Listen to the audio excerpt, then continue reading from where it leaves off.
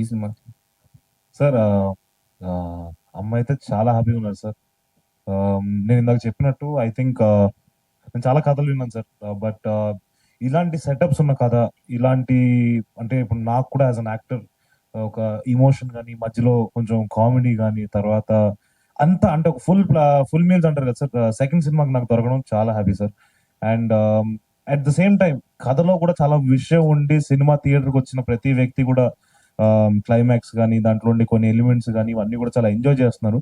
So ఈ blend ఏదైతే ఉందో ఇది నాకు చాలా అదృష్టం. అండ్ సందీప్ నాకు ఇచ్చిన ఒక లైఫ్ లాంగ్ గిఫ్ట్ ఇది. చాలా స్పెషల్ గిఫ్ట్ ఇది. సో అమ్మ కూడా చాలా హ్యాపీగా ఉంది సార్ విత్ మూవీ.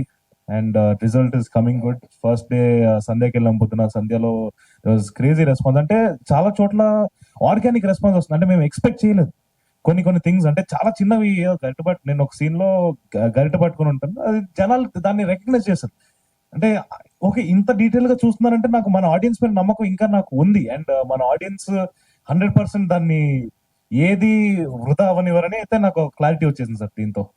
అయితే ఏ హీరో అయినా 100% పెట్టడానికి ట్రై చేస్తారు, బట్ ఈ సినిమాకి సంబంధించి మోర్ దాన్ 100% బెటర్ అని చెప్పేసి అంటారు. ఎందుకంటే ఆ రైన్ ఫైట్ లో 103 ఫేవర్ తో చేశారంట. Sir. ఏంటిది అది? అంటే అంటే డేట్స్ ని పుష్ చేయడం ఇష్టం లేక, లేకపోతే ఏంటి అంత రిస్క్ ఎందుకు అలా?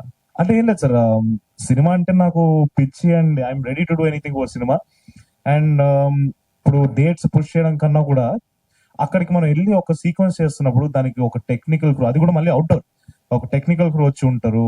తర్వాత కెమెరా, అంటే ఎవ్రీ టెక్నికల్ క్రూ అందరూ వస్తారు. తర్వాత ఆర్టిస్టులు ఉంటారు, వాళ్ళ డేట్స్ ఉంటాయి, వాళ్ళకి వేరే వేరే పనులు ఉంటాయి. సో ఒకవేళ ఆ ఒక్కరోజు షూటింగ్ మిస్ అవుతే ఐ థింక్ అది మళ్ళీ షూట్ చేయడానికి ఇంకొక 1-2 months ఎగిరిపోతుంది. టు గెట్ అందరు మళ్ళీ ఇప్పుడు ఆర్టిస్టులు డేట్స్ కోఆర్డినేట్ అవ్వాలి, తర్వాత టెక్నికల్ క్రూ రావాలి, మళ్ళీ అవుట్డోర్ లో ఆ లొకేషన్ పర్మిషన్ ఆ రోజుకి దొరకాలి.